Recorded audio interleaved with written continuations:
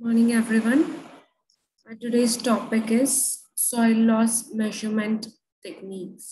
आज हम पढ़ेंगे सॉइल के जो मेजरमेंट करने के लिए जो टेक्निक्स हम यूज करते हैं कि सॉइल लॉस कितना हो गया है उनके बारे में।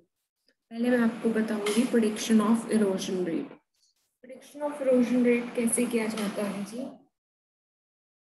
प्रेडिक्शन ऑफ इरोजन रेट जो है वो किया जाता है थ्रू द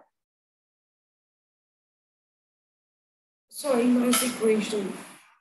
क्योंकि सॉइल लॉस इक्वेशन से हम ये जान सकते हैं कि कितना लॉस जो है हुआ है सॉइल का किसी एरिया में से। पहली जो इक्वेशन थी वो दी थी जेंग ने इन 1940। तो उन्होंने ये कहा था for hill slopes E alpha tan M theta L N where E soil loss per unit area. ठीक है जी। थीटा जो था वो था स्लोप एंगल, एल जो था वो थी स्लोप लेंथ एंड एम जो एंड एन जो थे वो थे कांस्टेंट्स। एम की वैल्यू उन्होंने रखी थी 1.4 एंड एन की वैल्यू थी 0.6। तो इससे जो हिल स्लोप से सॉइल लॉस को एस्टिमेट किया जाता था। देन आफ्टर दैट वो बहुत सालों तक ऐसा ही चलता रहा, मतलब सॉइल लॉस इक्वेशन से जो सॉइल लॉस को मेजर करते थे वो इसी फॉर्मूले से करते थे, जैसे E alpha tan M and theta L N, इसी से किया जाता था। फिर उसके बाद इन 1978 यूएसटीए के जो दो लोग थे उन्होंने विशमेर एंड स्मिथ जो थे उन्होंने 1978 में यूनिवर्सल सॉइल लॉस इक्वेशन जो थी वो प्रपोज की। It is as widely accepted method, क्योंकि यूएस डिपार्टमेंट जो है एग्रीकल्चर का that is very famous department और बहुत सक्सेसफुल डिपार्टमेंट है। उनकी जो चीजें हैं वो ऑलमोस्ट ऑल कंट्रीज हैं फॉलो करती है, स्टैंडर्ड्स वो सेट करते हैं, then it is followed by other countries too. ठीक है जी। इस वाइडली एक्सेप्टेड मेथड जो उनका यूएसएलई इक्वेशन थी वो वाइडली बहुत सारी जगह पे जो था एक्सेप्टेड मेथड था for estimated sediment loss from upland. ऊपर वाले जो एरियाज थे वहां से सेडिमेंट लॉस के लिए बहुत ज़्यादा सक्सेसफुल मेथड था वो। इनका जो यूनिवर्सल सॉइल लॉस इक्वेशन थी वो कुछ इस तरीके से थी, E equals to R K L S C P.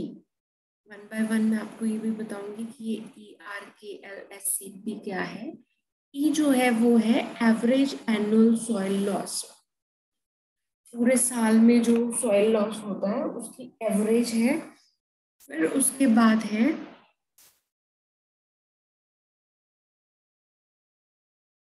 और ये मेजर बच्चे की जाती है टन्स पर एकड़। टन्स पर एकड़ में मेजर की जाती है या फिर आप टन्स पर हेक्टेयर में भी मेजर कर सकते हो, totally depending upon you. Then ये जो उन्होंने इनको कन्वर्ट करने के बारे में बताया, इसका हमारे साथ नहीं कुछ मतलब है। तो उसके बाद जो था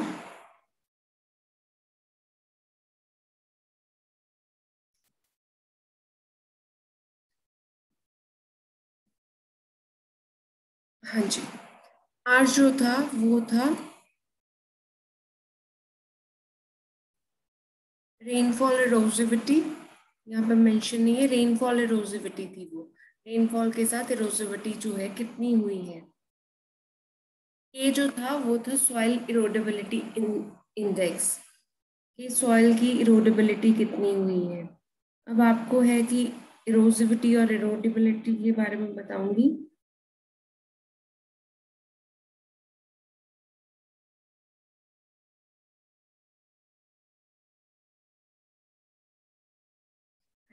रेनफॉल इरोसिविटी जो होती है वो होती है capacity of rain to produce erosion, whereas erodibility जो होती है वो होती है कि कोई सॉइल कितना ससेप्टेबल है टू गेट इरोडेड। कि कोई सॉइल में कितनी क्षमता है इरोड हो जाने की। इरोसिविटी होता है कि रेनफॉल कितना सॉइल जो है वो अपने साथ इरोड करके लेके जाएगी, और इरोडेबिलिटी होता है कि सॉइल जो है वो कितना ससेप्टेबल है इरोड हो जाने की। तो आर ये था। फिर एल एस, एल होता है length of the slope, and S जो है वो है स्टीपनेस ऑफ द स्लोप। ठीक है, लेंथ का मतलब है कि स्लोप कितनी लंबी है, उसकी लंबाई कितनी है स्लोप की। और एस क्या है कि उसकी कितनी परसेंटेज जो स्टीपनेस उसमें प्रेजेंट है, कितनी परसेंट स्टीपनेस जो है स्लोप में प्रेजेंट है, that is represented by S.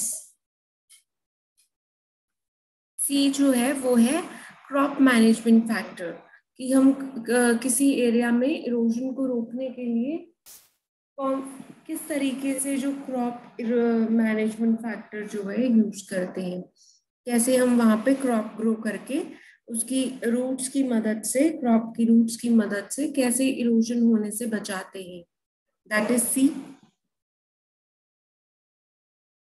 P जो है वो है मैनेजमेंट प्रैक्टिसेस या फिर इरोजन कंट्रोल प्रैक्टिस फैक्टर। ठीक है, मैनेजमेंट प्रैक्टिस भी बोल सकते हो आप उसको, इरोजन कंट्रोल प्रैक्टिस फैक्टर भी बोल सकते हो, because both are same, synonyms हैं दोनों एक दूसरे के। तो सिनोनिम्सली जो मतलब है कि हम ऐसी क्या मैनेजमेंट प्रैक्टिसेस कर सकते हैं ताकि हम इरोजन को होने से रोक पाए।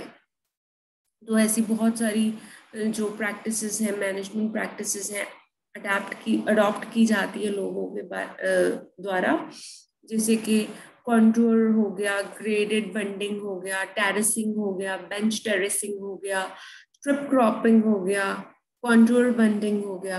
तो ये सारे तरीके जो है लोग अपना के मैनेजमेंट करते हैं ताकि वहां से इरोजन जो है उस एरिया को खराब ना कर पाए। हाँ जी, मेजरमेंट ऑफ सॉइल इरोजन, अब इसको मेजर कैसे करते हैं। Now, one is data on soil erosion and its controlling factor can be collected in the field or in the laboratory. जैसे कि जो डाटा है सॉइल इरोजन का और उसके कंट्रोलिंग फैक्टर्स का, वो हम फील्ड में भी कलेक्ट कर सकते हैं, लैब में भी कलेक्ट कर सकते हैं, टोटली डिपेंड्स अपॉन अस। तो फील्ड एक्सपेरिमेंट में हम क्या करेंगे, results realistic and reliable data. ठीक है, जो भी रिलायबल डाटा है या रिजल्ट्स है रियलिस्टिक जो, उनको देखेंगे। Conditions is very both in times and space difficult. ठीक है, कंडीशन वेरी कर सकती है, तो टाइम और स्पेस जो है वो दिक्कत बन सकता है समटाइम्स। मे क्लासिफाइड इनटू टू ग्रुप्स, ये जो हमारा सैंपल्स लेने का तरीका है वो दो ग्रुप्स में, दो चीजों में डिवाइडेड है। One is the small sample area और इरोजन प्लॉट्स, या फिर लार्ज सैंपल एरिया, या फिर एज अ ड्रेनेज बेसिन। ठीक है, स्मॉल सैंपल एरिया भी ले सकते हैं या फिर आप लार्जर एरिया भी ले सकते हैं, टोटली डिपेंड्स ऑन यू। ठीक है, आपके ऊपर निर्भर है वो चीज, आप क्या करते हो। तो देन इरोजन प्लॉट्स,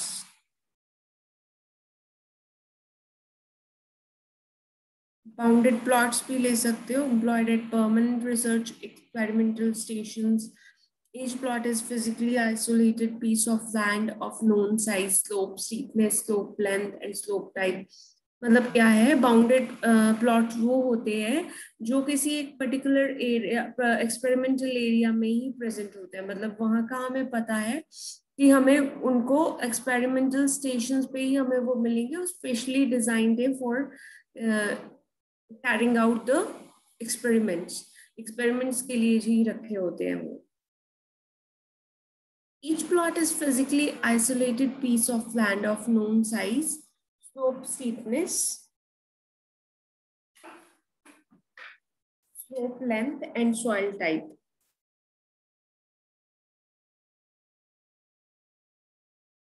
हर एक प्लॉट जो है वो फिजिकली आइसोलेटेड होता है, ठीक है, अलग होता है दूसरे से, जिसका साइज हमें पता होता है, स्लोप हमें पता होती है, लेंथ हमें पता होती है, स्टीपनेस ऑफ स्लोप हमें पता होती है, सॉइल की टाइप क्या है वहाँ की वो भी हमें पता रहेगा ना, क्योंकि हम इतने टाइम से वहाँ पे एक्सपेरिमेंट्स कंडक्ट करते आ रहे हैं, इतने टाइम से वहाँ एक्सपेरिमेंट परफॉर्म किए जा रहे हैं, तो डेफिनेटली हमें उसके बारे में कंप्लीट नॉलेज होगी, ये तो पक्की बात है। द स्टैंडर्ड प्लॉट जो है, जैसे हम गिवन प्लॉट और स्टैंडर्ड प्लॉट्स के थ्रू जो है ये सॉइल लॉस इक्वेशन को यूज करते हैं, तो स्टैंडर्ड प्लॉट का जो साइज रहेगा वो होता है 22 metres, that is 72.6 feet long, और 1.8 metre that is 6 feet wide, ठीक है। 22 मीटर जो होगा लेंथ होगी उसकी, और 1.8 मीटर जो है वो उसकी ब्रेड्थ होगी। एरिया कितना होगा, वो होगा 39.6 metre square is equal to 0.01 एकड़, इक्वल्स टू 0.004 हेक्टेयर। मतलब कितना एरिया होगा, 39.6 मीटर, जिसका मतलब है 0.01 एकड़ और 0.004 हेक्टेयर, क्योंकि एक हेक्टेयर में होता है 2.5 एकर्स, ठीक है। तो वैसे ही इन्होंने हमें डिवाइड करके बता दिया, कैलकुलेशंस करके बता दिया कि एकड़ में एरिया जो है कितना होगा और हेक्टेयर में कितना होगा। उसकी स्लोप रहेगी वो 9% ही रहेगी, क्योंकि स्टैंडर्ड प्लॉट जो होते हैं वो हमारे तरीके वाले प्लॉट्स होते हैं, मतलब जिसको हम अपने तरीके से डिजाइन करते हैं specially to measure the soil loss. The edges should be extend 15 to 20 centimetre above the soil surface, जो उसकी एजेस होंगी वो ऊपर की तरफ बढ़ाई जाती है, आप देख सकते हैं यहाँ पे बढ़ाई जाती है 15 to 20 centimetre above the soil surface and embedded in the soil to a sufficient depth, और उसकी डेप्थ जो है वो सॉइल में एक सफिशिएंट डेप्थ जो है वो रखी जाती है। At the downslope end is positioned a collecting tank for the sediment and runoff. उसकी जो डाउन स्लोप होती है वहां पे एक टैंक रख दिया जाता है, ताकि वहां से जो रन ऑफ हो या फिर उस रन ऑफ के थ्रू जो सेडिमेंट्स कलेक्ट हो तो वो उस टैंक में आके गिर जाए, ताकि हमें पता चल जाएगा। And runoff discharge can be monitored automatically by using flume completed with level recorder। ठीक है, जो रन ऑफ डिस्चार्ज होता है वो हम ऑटोमेटिकली वहां पे एच फ्लूम लगा देते हैं, जो कि हमें उसकी मेजरमेंट बता देता है, कैलकुलेशन बता देता है कि कितना रन ऑफ हम कलेक्ट कर पाए। देख सकते हैं आप, see this diagram, red buckets, these are the tanks, जो रन ऑफ होके पानी आएगा। देख रहे हैं आप, ये वो लगे हुए हैं, बोट्स लगे हैं, बोट्स के साथ जो है बकेट्स अटैच्ड है, मतलब टैंक्स अटैच्ड हैं। ये तो था फॉर द स्मॉल प्लॉट, ऐसे मेजरमेंट जो करेंगे वो हम स्मॉल प्लॉट में करेंगे। Second one is in large plot, large plot में हम कैसे जो है मेजरमेंट करते हैं। would contain interval areas, rills and small ephemeral channels. Other erosion control practice may be included। ठीक है जी, इसमें जो इंटरवल एरियाज होते हैं या फिर रिल्स होते हैं वहां पे हम देखते हैं इरोजन को। Gerlach trot as a simple gutter 0.5 meter long and 0.1 meter broad, closed at the side and fitted with a movable lid। मतलब गेरलाश ट्रॉट क्या होता है, सिंपल गटर्स होते हैं उसके साथ अटैच्ड, ये आप देख सकते हैं लंबा सा एक बॉक्स जो है जो कि क्लोज्ड होता है सारी तरफ से, एंड मूवेबल लिड, जो उसका लिड होता है वो मूवेबल होता है, जब चाहे उसको उठा सकते हैं जब चाहे उसको रख सकते हैं लिड को। ठीक है जी, देख रहे हैं आप, ये इन्होंने सब बताया है, ट्रॉफ ट्रोट ट्रॉफ बताया है, हिंज लिड बताया है, आउटलेट पाइप दिखाई गई है। देख रहे हैं, देख लीजिए जरा डायग्राम में आप लोग अच्छे से। An outlet pipe runs from the base of gutter to a collecting bottle। जो वो आउटलेट पाइप होता है वो एक बॉटल के साथ अटैच्ड होता है, ताकि उसमें हम जो रन ऑफ है वो कलेक्ट कर ले। Then next is the river basin।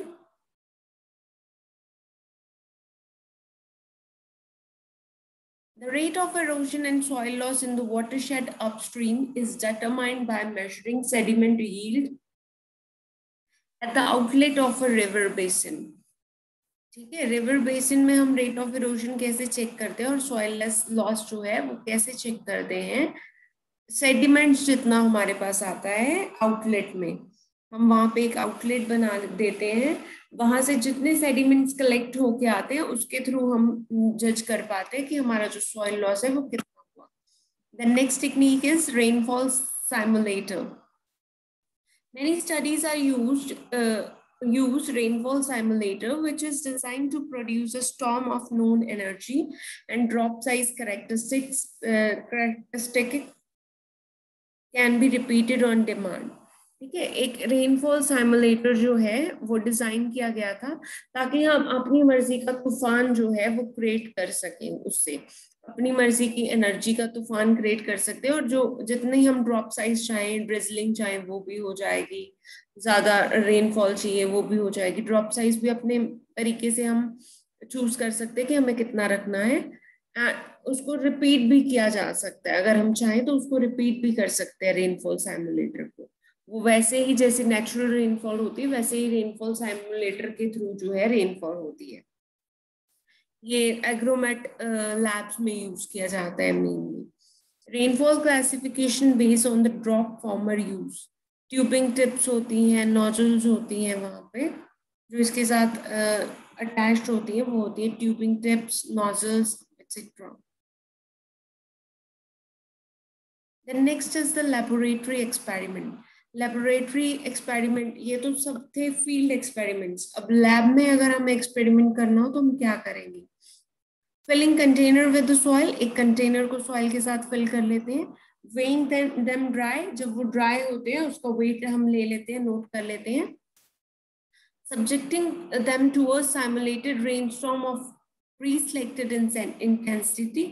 फिर हम क्या करते हैं, उस कंटेनर में रेनस्टॉर्म का यूज करके, जो सिमुलेटेड रेनस्टॉर्म है उसको यूज करके, रेनफॉल सिमुलेटर यूज करके अपनी मर्जी से इंटेंसिटी देख लेते हैं कि हमें पानी की इंटेंसिटी इतनी रखनी है, वो हम उसके ऊपर चला देते हैं. Measuring the weight loss from the containers on drawing. फिर उसके बाद हम ये देखते हैं कि उस रेनफॉल की वजह से कितनी मिट्टी जो है वो निकल गई है. वो हम कैसे देख पाएंगे? जब वो उसको ड्राई करेंगे. ठीक है, रेनस्टॉर्म खत्म हुआ, हमने उस कंटेनर को लिया, ड्राई किया, फिर उसका वेट हम देखेंगे. फिर जो वेट लॉस हुआ है वो हम, जो हमें वेट मिलेगा वो हम टोटल वेट में से माइनस कर देंगे. जो हमारे पास वेट आएगा वो होगा उसका एक्चुअल वेट जो हमने लूज किया है, जितना सॉइल हमने इरोड हो गया है हमारा सॉइल. तो ये सारे एक्सपेरिमेंट्स जो हैं वो कंडक्ट किए जाते हैं, ये सारी टेक्निक्स जो हैं वो यूज की जाती हैं. दोबारा से मैं आपको बता देती हूँ. ये तो स्टैंडर्ड प्लॉट्स हैं, ये सेम रहेंगे. पहला है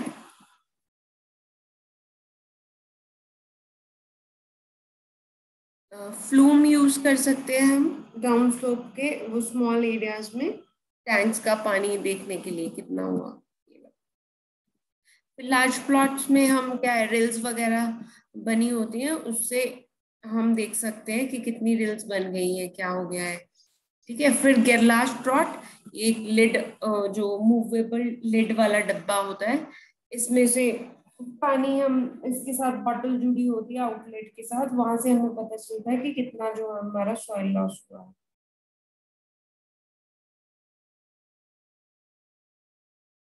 फिर रिवर बेसिन पे हम एक आउटलेट रख लेते हैं जहाँ पे सेडिमेंट कलेक्शन होती है. उस सेडिमेंट यील्ड से हम ये पता लगाते हैं कि कितना इरोशन हो गया है. फिर रेनफॉल सिमुलेटर यूज करते हैं. ठीक है, नकली रेनफॉल करवाई जाती है तो उससे हमें पता चल जाता है. फिर लैब एक्सपेरिमेंट में क्या करते हैं, कंटेनर में मिट्टी लेते हैं, मिट्टी को ड्राई वेट करते हैं, फिर उसके बाद उस पर रेनफॉल सिमुलेटर यूज करते हैं, फिर उसके बाद उसको सुखाते हैं कंटेनर की मिट्टी को, फिर उसका वेट करते हैं, फिर दोनों वेट्स को माइनस कर देते हैं, actual weight minus this simulator after simulator weight. फिर जो हमारे पास वेट आता है वो है हमारा सॉइल लॉस. तो ये सारी टेक्निक्स जो हैं वो ऑप्ट की जाती हैं सॉइल लॉस को मेजर करने के लिए कि कितना हमारा जो है सॉइल लॉस हो गया है, उस सॉइल लॉस मेजरमेंट करने के लिए हम जो है यूज करते हैं।